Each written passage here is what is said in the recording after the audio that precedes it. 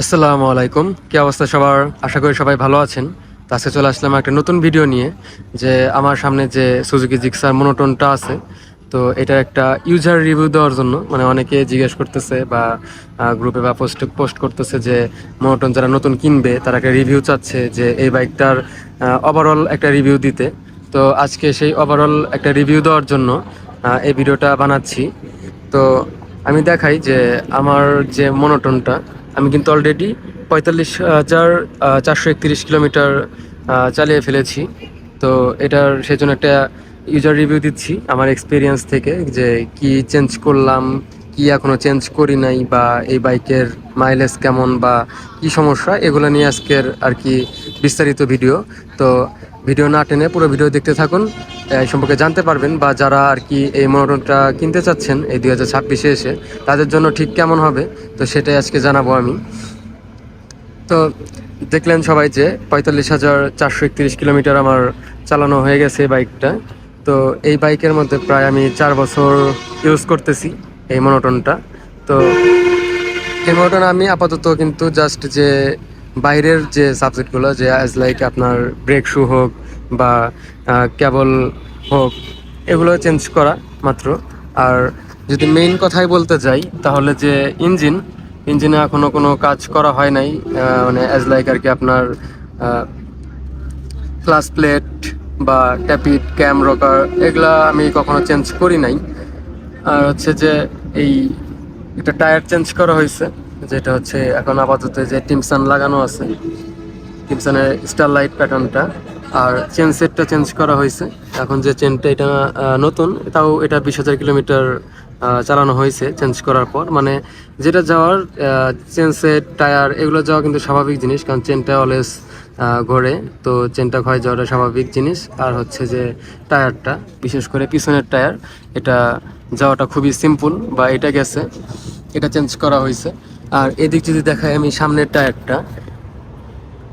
টায়ারটা যদি ভালো মতো দেখেন, তো সামনের টায়ারটা কিন্তু স্টকেই আছে, সামনের টায়ারটা চেঞ্জ করতে হয় নাই। কারণ যদি আপনি বাইক এক হাতে চালাইতে পারেন, তাহলে আর মোটামুটি কোনো কিছু চেঞ্জ করতে হয় না। আর যে ডিস্কটা দেখতেছি, ডিস্কটাও কিন্তু আপাতত কোনো চেঞ্জ না, জাস্ট ব্রেক শুটা চেঞ্জের উপর এই বাইকটা চলতেছে। আর সামনের যে এটা সাসপেনশনটা, তো এটার কিন্তু যে অয়েল সিল কেটে যায়, তো এখনও যদি আপনি একটু দেখে শুনে চালাইতে পারেন, আর যদি ভাঙাচোরা স্কিপ করতে পারেন, মানে বড় কোনো ভাঙা, ছোটোখাটো ভাঙাতে কিছু হওয়ার কথা না, বড় কোনো ভাঙাতে যদি আপনি স্কিপ করতে পারেন, তাহলে কিন্তু অয়েল সিলটা কাটবে না। আর মোটনের এই জিনিসগুলো খুবই শক্ত সামর্থ্য, মানে পুরা বাইকটাই, যে অল্পতেই কোনো কিছু হওয়ার না। আর যদি আপনাদের একটু দেখাই আমি, যে আমার টাঙ্কিতে কি অবস্থা 4 বছর বা 45,000 কিলো চালানোর পরে, টাঙ্কির কি অবস্থা। তো টাঙ্কির কিন্তু যখন আমরা বাইকটা বাইরে থাকে, আমাদের বাইকটা বেশিরভাগই বাইরে থাকে, যে বৃষ্টিতে ভেজে, এই যে বৃষ্টিতে একটা মরিচা চলে আসছে বাইরের সাইডটা।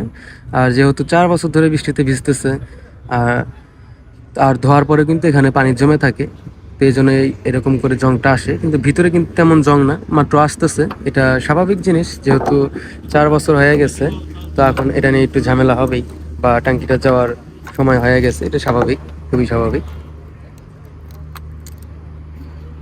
তো মানুষের যেটা একটা কমন ভয় ছিল যে সুজুকি জিক্সার মনোটনের টাঙ্কিতে জং আসে না, আমি প্রায় 4 বছর চালাইলাম, বা এই টাঙ্কির একটা মেনটেনেন্স আছে, এটার আরও ভিডিও আমার চ্যানেলে দেওয়া আছে, বা আমি ইউটিউব ডেসক্রিপশনে দিয়ে রাখবো, যাতে আপনাদের দেখতে সুবিধা হয় বা বুঝতে সুবিধা হয়। আর এই বাইকটার যদি আমি বলি, যে এই বাইকটার প্রেমে মানুষ তখনই পড়ে যখন এই বাইকটার থ্রোটল ইউজ করে। অ্যাজ লাইক পিক আপটা যখন স্টার্টে চাপ দেয়, তখন কিন্তু এটা কারেন্ট পিক আপ, বা এই মডেলটা যখন আসছে তখন কিন্তু এরকম কারেন্ট পিক আপের কোনো বাইক ছিল না। এরপরে হয়তো বা 4B বা আরও আদার্স বাইক আছে, যেগুলো অনেক মানে স্ট্রংভাবে পিক আপে আসে। কিন্তু এই বাইকটা কিন্তু রেডি পিক আপ যেমন হাই, তেমন আবার আপনার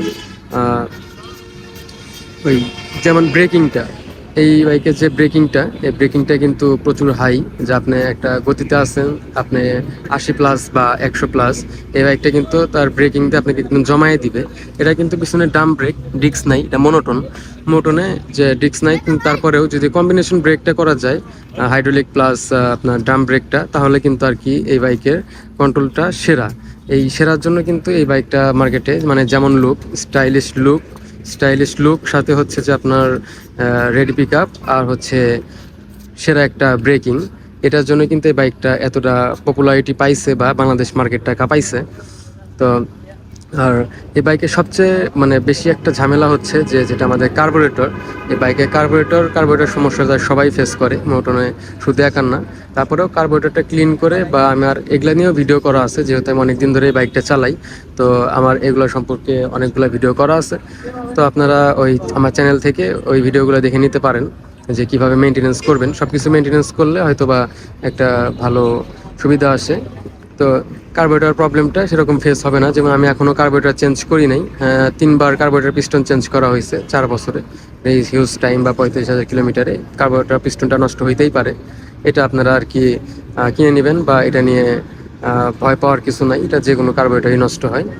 কার্বোরেটর চেঞ্জও করতে হয় নাই, মানে যদি আপনি একটু যত্নে বা এটা জেনে শুনে যদি একটা ভালো সার্ভিস দিতে পারেন, তাহলে আপনার বাইকে নতুন করে কিছু কিনতেও হবে না বা পার্টস নষ্ট হবে না, আপনি ওটাকে রিপেয়ার করতে পারবেন। আর কোনোটাই একবারে নষ্ট হয় না, একটা কার্বোরেটর কিন্তু একবারে নষ্ট করা পসিবল না।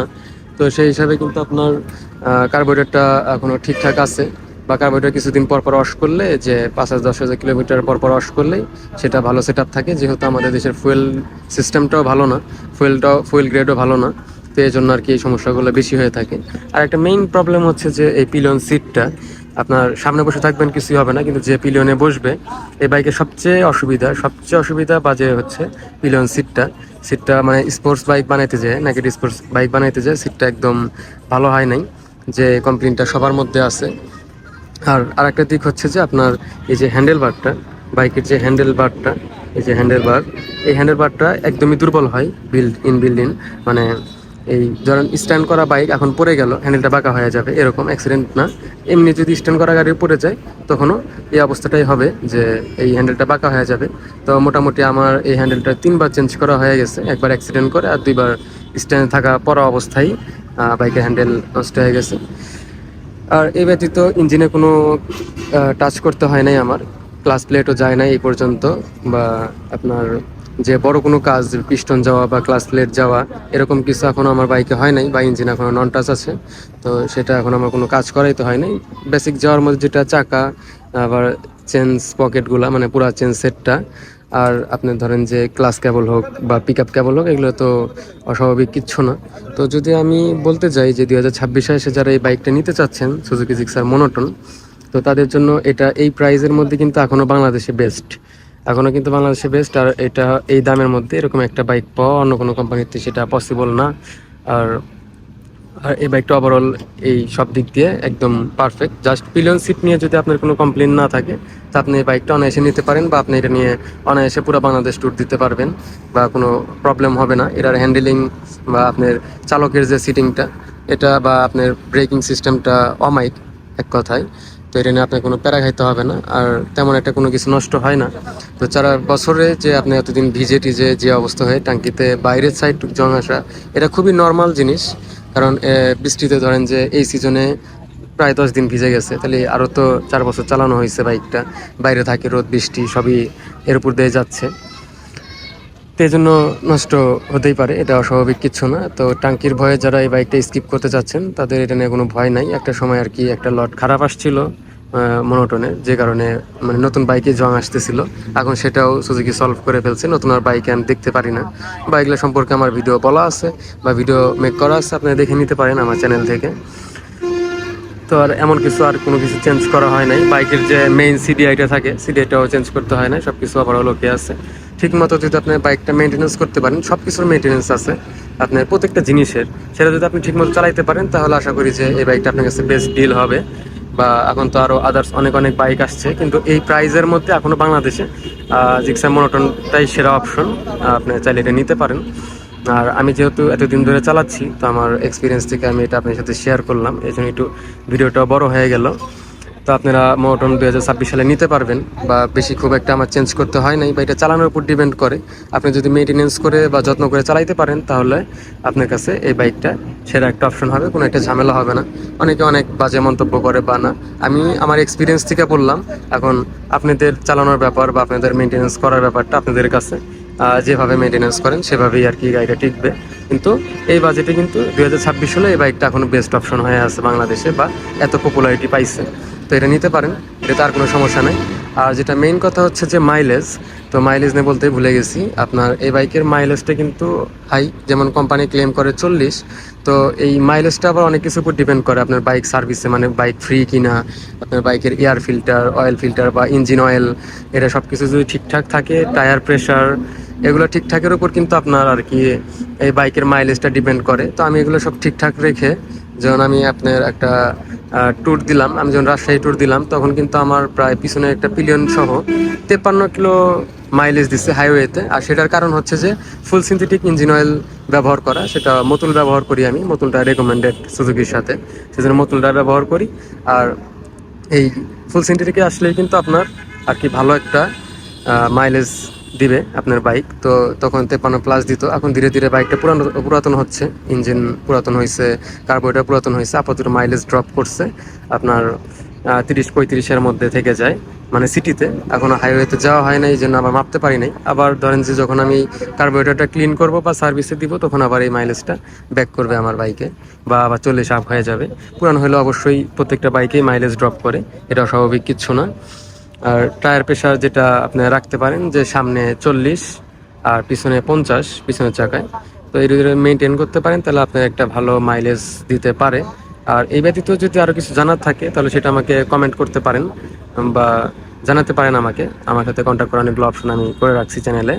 তো আজকের ভিডিও এই পর্যন্তই শেষ করে দিচ্ছি, দেখা হচ্ছে পরবর্তী কোনো একটা ভিডিওতে। সে পর্যন্ত সবাই ভালো থাকবেন, সুস্থ থাকবেন, আল্লাহ হাফেজ।